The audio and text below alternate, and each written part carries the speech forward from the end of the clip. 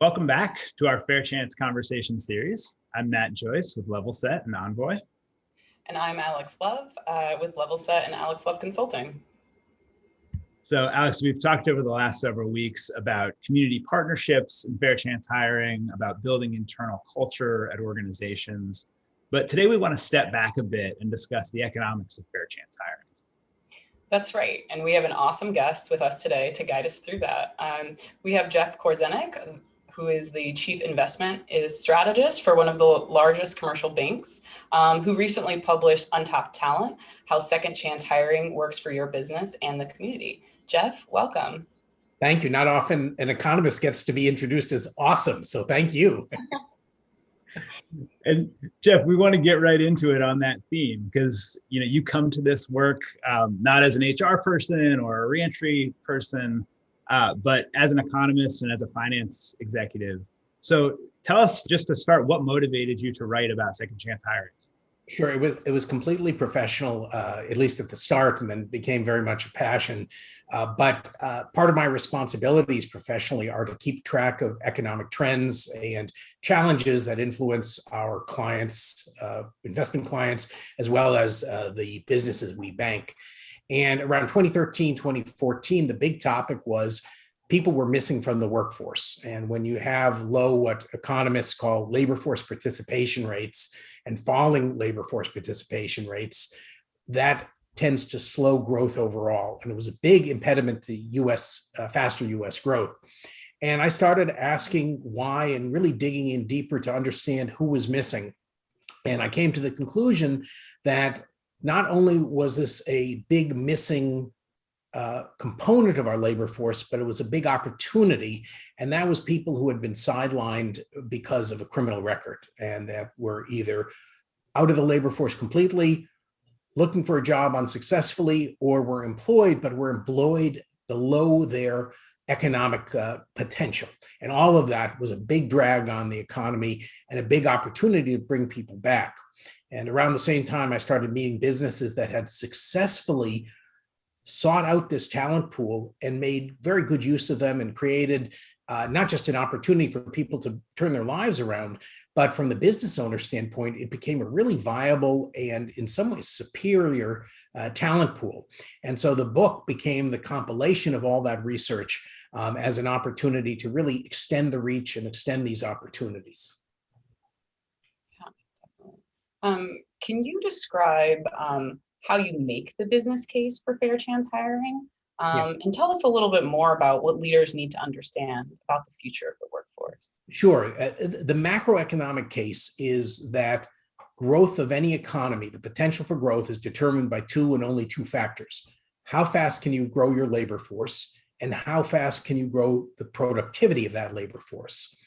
And it really speaks to this issue. So the economic issue is we will grow faster if we can bring people who've been sidelined or underutilized in the labor force back into the labor force. So that's kind of the big opportunity, but there's a real necessity here. And this is the catalyst for businesses looking at this. We're simply running out of labor in the United States. And a lot of this is demographic. The baby boomers are retiring. For the next decade or so, we'll be losing about 10,000 baby boomer employees a day will be dropping out of the labor force to retire. And at the same time, we had the benefit, for sure, of this millennial generation that came in, but they're largely all in. Birth rates have been dropping since the 1990 millennial peak.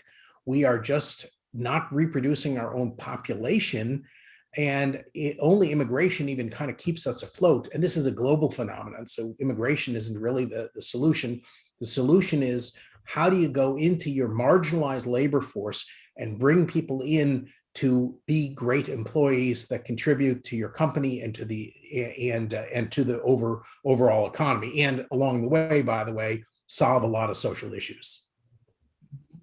And given that this is a global phenomenon, is there anything to note in terms of like different industries? You know, the industry issue is very interesting. When you look at the numbers of people who have been underemployed, and the baseline number I like to use is those with a felony conviction, because that is proven to be the big obstacle. There are 19 million Americans with a felony conviction. So it's just this huge huge number. But felonies are very scary, right? So from a stigma, social stigma standpoint, then the reality is very different, of course, but the stigma is very large. So when you have a pool of potential talent that large, you have a fit for every position in every industry. I mean, there's just so much talent there. Yes, you can make generalizations about perhaps lower levels of educational attainment, for instance, but when you start with 19 million, you can find someone for every role. But the industries that have started with this are those that are better positioned to overcome some of the stigmas. So manufacturing is a great example. In manufacturing, most of the roles aren't handling money, so you do away with those fears. Most of your employees aren't facing the customer, the outside world, so you do away with some of those concerns.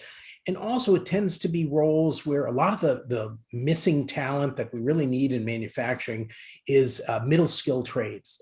Skills you can teach without requiring a college degree, and jobs that pay a good solid wage. So those tend to be particularly good fits. But this is broadening out now, and you have huge growth in, say, healthcare. Healthcare is a great opportunity. There's really a fit for every industry out there. There are some regulatory barriers. I will say my experience in talking to businesses is that the regulatory barriers to hiring people with records are never as great as people believe them to be. And so there's usually ways that some roles that you can hire for, or some roles you can get a waiver or an exemption for, but it really is an opportunity for the entire US economy and workforce. Jeff, you've made the macroeconomic case in your book in such a compelling way. You've also talked about how to build buy-in specifically within a company. How do you get leaders to not only see the economic trends and see the demographic trends, but to decide that this is a good decision in my company and we're going to take the steps to get toward fair chance hiring? And you coined a phrase, I think, within the book, bridging the box, about sort of starting points to build buy-in within companies. I wonder if you can share a little bit about that piece of the work and how you build leadership and build enthusiasm among business leaders for this work. Sure. I think it's a really important part of this whole equation. The starting point for me is that this has to be a business proposition. And I always stress that this is business, not charity. I've known some businesses that try to approach this as shouldn't we do this as a charitable endeavor, and you can't get buy-in this way. The only reason a business should undertake this is because it is profitable for them to do so. And when you start with that, yes, businesses get benefits from doing social good for sure, but it helps alleviate some of the fears that this is not the right thing to do from a business perspective if you stay focused on that.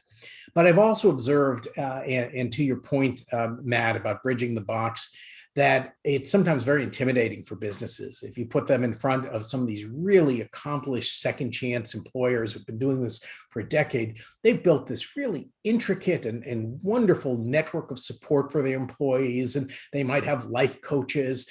And it's very daunting for an employer to think that's what I have to do.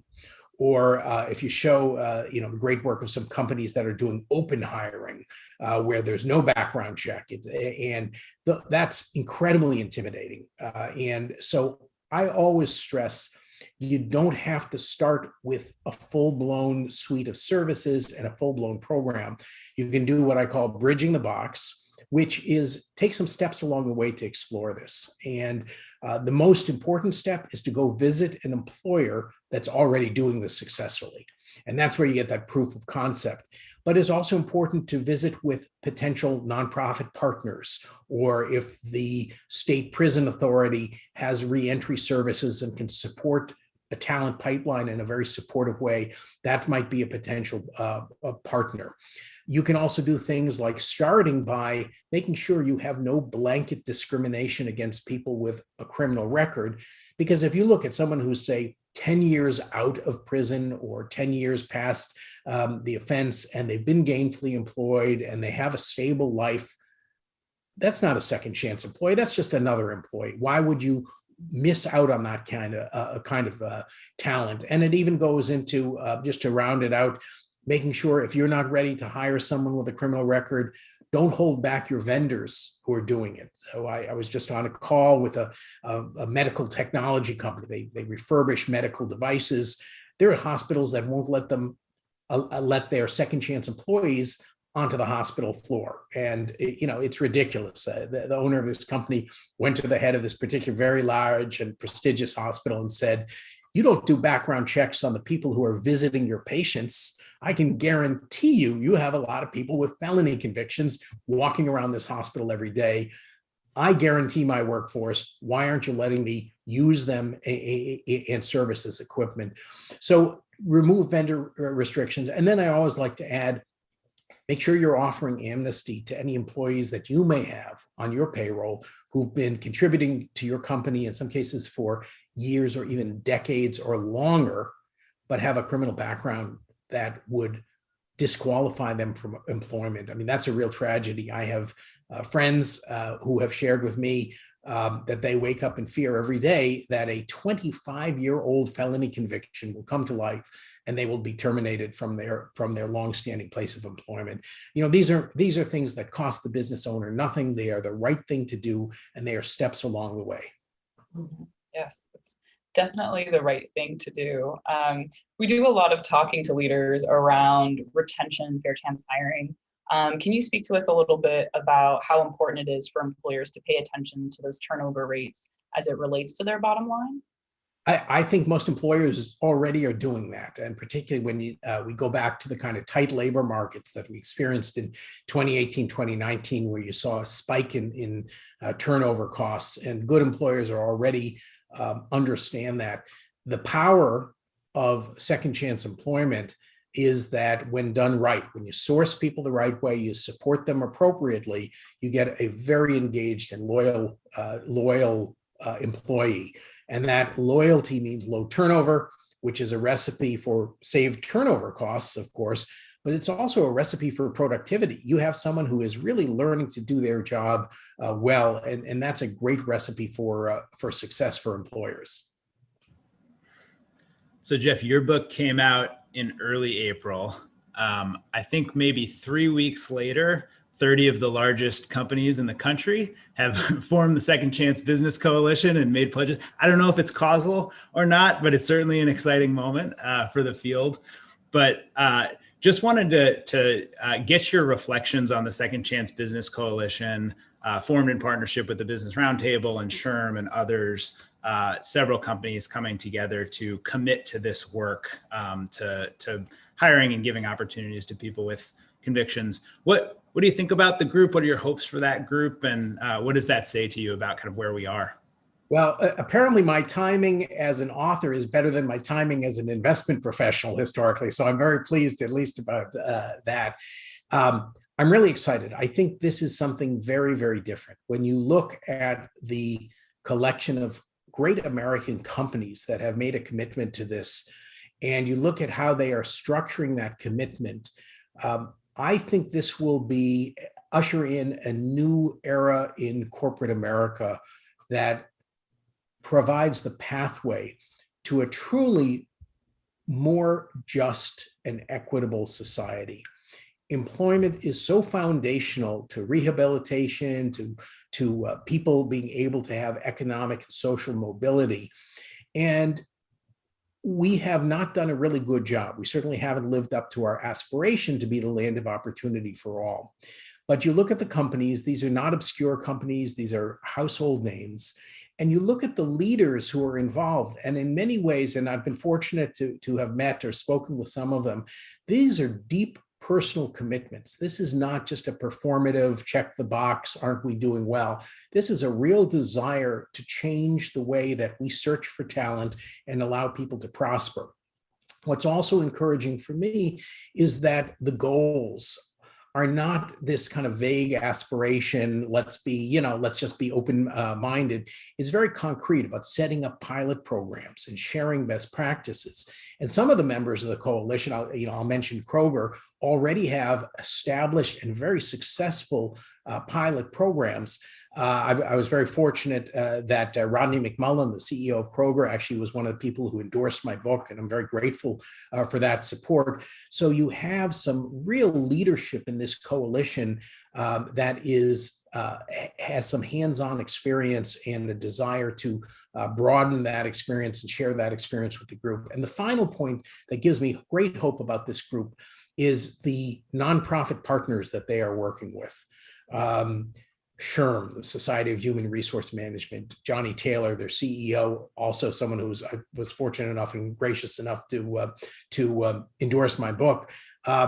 He's been a leader in this effort in trying to get the HR community to move forward. And of course, SHRM led that Getting Talent Back to Work certification process. So I'm encouraged across the board when I look at the people involved, knowing that there's a personal commitment among this leadership, knowing that these are brand names that will lead the way and be recognized as leaders within the American business community. Their goals are right, focusing on a process, and their partners are right. So to me, this is something that is truly going to change America for the better, and is being led by the business community, which had to be involved and had to show more leadership if we're going to solve this societal problem. Definitely. We are equally as excited about this group and to see what comes. In general, what advice would you give to employers that are interested in, proactive, best-in-class fair chance initiatives? Selfishly, of course, I'd suggest you buy the book because there is some value in there, and I share experiences of some of the best-in-class mid-market employers. But there are a number of studies out there which I would certainly ask HR professionals on your team to get the Getting Talent Back to Work certification. I think that's a really good starting point. But again, I go back to the bridging the box. Go visit some employers that are doing it. It doesn't matter the scale. I'll tell you, Kroger, for instance, is probably the third largest employer in the United States. They have about 500,000, just shy of 500,000 associates. That program started because Rodney McMullen, their CEO, visited Nehemiah Manufacturing in Cincinnati, a for-profit consumer product manufacturing firm where 130 of their 180 employees are second chance. It incidentally was the case study done by Harvard Business School of a second chance employer. It's also required reading now for all Harvard Business School graduates. So small doesn't mean it can't be excellent. Large companies no matter the size, can seek out some of these great employers and witness how well it can work. Great. Well, Jeff Korzenik, Untapped Talent.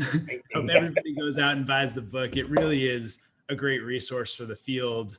You've personally been a great resource for the field, bringing the business case and bringing economics sort of into the conversation in a way that I think it really needs to be. So thank you for being with us as part of our Fair Chance Conversation series, and appreciate all your great work. Thank you so much.